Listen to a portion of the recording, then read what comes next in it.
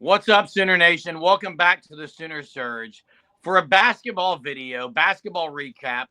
This is the Sooner Surge podcast that tells it like it is. Welcome. If you haven't subscribed, make sure you do that. You turn on your notifications and you check out the Fan Stop right now, thefanstop.com. Great apparel, great prices. Sign up for the Shirt of the Month Club. Use code SURGE, get 10% off your first 3 months. Guys, basketball teams have a week off now until they're back in action. It's time to look in the mirror. It's time to, I guess you could say, recalibrate, refocus, and try to make a run into the big dance later this season. Sooner men coming off the win at home against South Carolina, and the women get drilled by a Final Four South Carolina team. So, what's going to happen next? Big time games coming up, and the Sooners, both teams, going to have to get some road victories coming up and still a cup on the road if they're going to be dancing. Yeah, you look at the men first. I'm going to start with the men here, but they get their first SEC victory, and as Porter says, got that out of the way. Now you got to stack some wins, and that's what they have to do. Next game is Saturday night against Arkansas. It's going to be a full arena there. It's going to be it's a tough place to play, but OU's got to go in there and win. They have to. I mean, you're going to have to steal a couple, like you said, on the road, Jerm. And this is a game. Arkansas is yet to win a conference game. It's a game you can go in there and win. Now they're going to play well to do it. There were some positive things off this game Saturday, guys. Specifically, second half they went on they went on a nice run, and defensively they were way better than they've been. You know, that's the side of the ball I thought just looked a lot better was defensively, but also offense. I mean, Dayton Forsythe is pretty obvious to me. He needs to play more, and whether it be just giving them some energy out there. That one play with the defensive play, and then he goes in there and drills the NBA three on the fast break was awesome. I mean, he brings energy, and also Northweather.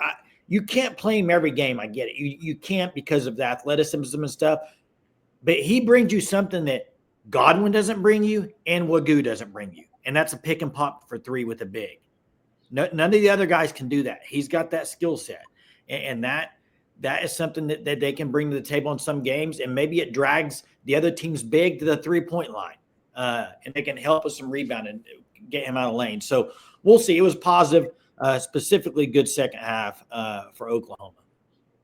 Yeah, Jason, you talk about the Oklahoma men. It really took them about 33 minutes into the game till finally they realized, oh, crap, we need to go and take this thing. And they did that. They finished the game on a massive run, outscoring South Carolina by a ton, especially on the defensive end of the floor. They picked up the intensity, forced some turnovers. And I think we've said this all along. This team goes as Jeremiah Fears is going to go. I think he played his best SEC game as a complete game. Although he shot, I believe, 5 for 12 from the field, he was 0 for 4 from 3. You would like to see him get the 3 ball to fall. But, I mean, outside of that, I thought he was super efficient, almost had a triple-double. So you've seen some of the things that he can do, whether that's on the glass or whether that's being a facilitator for this team whenever he's needed most. And Jalen Moore, he continues to prove why he's really taking that game taking his game to a whole nother level to be a potential second-round pick this upcoming year. And those two guys, and as Oklahoma, as they prepare for this upcoming run, especially Jason talked about going into Arkansas on Saturday. Arkansas, they're yet to win an SEC game, which to me is just crazy to think with the offseason that they had that they would be yet to win an SEC game. But, you know, it's an Arkansas team that's going to be fighting for their season, knowing that they need to get things turned around in front of a hostile environment. And Oklahoma, they're wanting to get a streak started, especially with them having not an easy schedule after this with Auburn and Tennessee in the foreseeable future. So Oklahoma, they need to go and take a game on the road on Arkansas on Saturday, but it's going to start with Jeremiah Fears and Jalen Moore taking this team to where they want to go. Yeah, this team's got to, in my opinion, they've got to buy into what their roles are, each player. That's something, in my opinion, Porter has struggled with this time at OU, getting guys to buy into their roles. One thing he did do is they put Jalen Moore more towards the top of the key.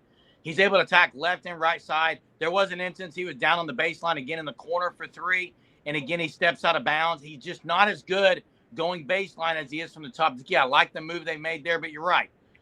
Fears can be a facilitator. They all have got to find their roles and buy into them. As we switch to the women's side, guys, 22 turnovers.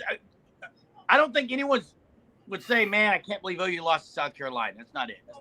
No. The way they lost, it's the route that happened.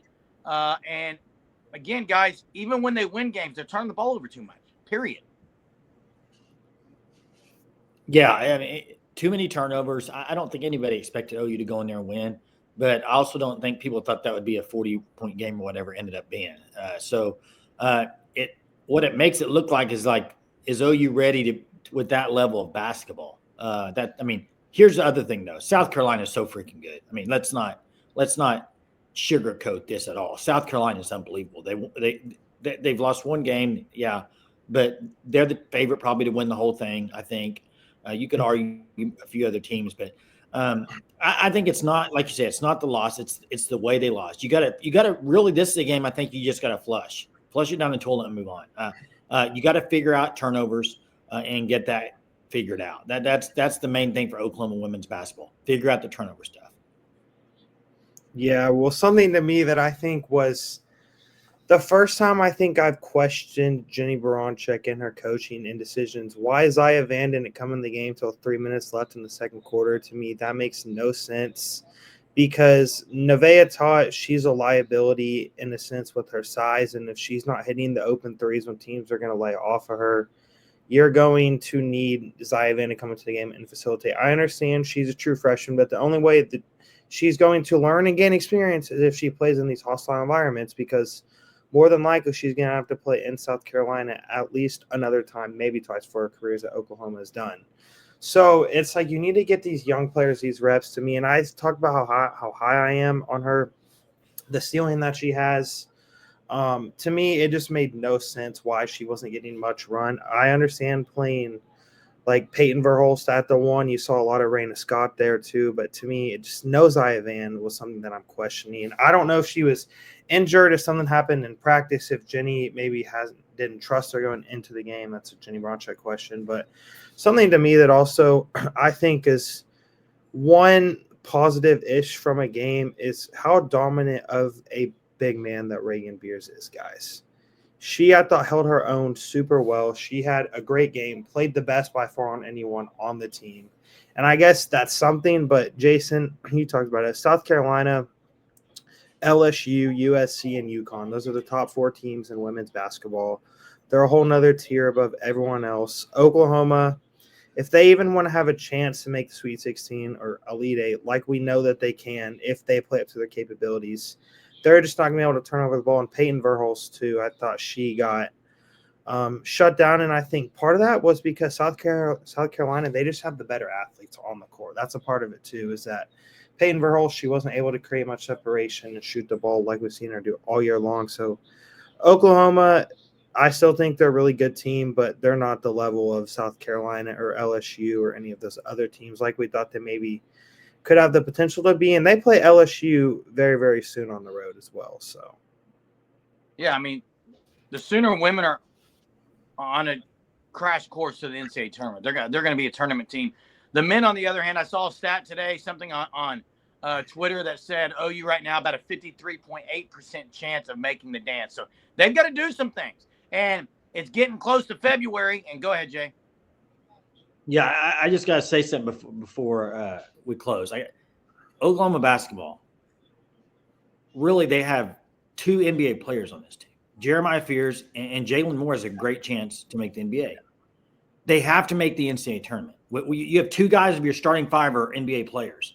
And if I'm Porter Moser the rest of the way, Jeremiah Fears needs to be a stat stuffer, assist, rebounds, and points, and Jalen Moore too. Those need to be the guys.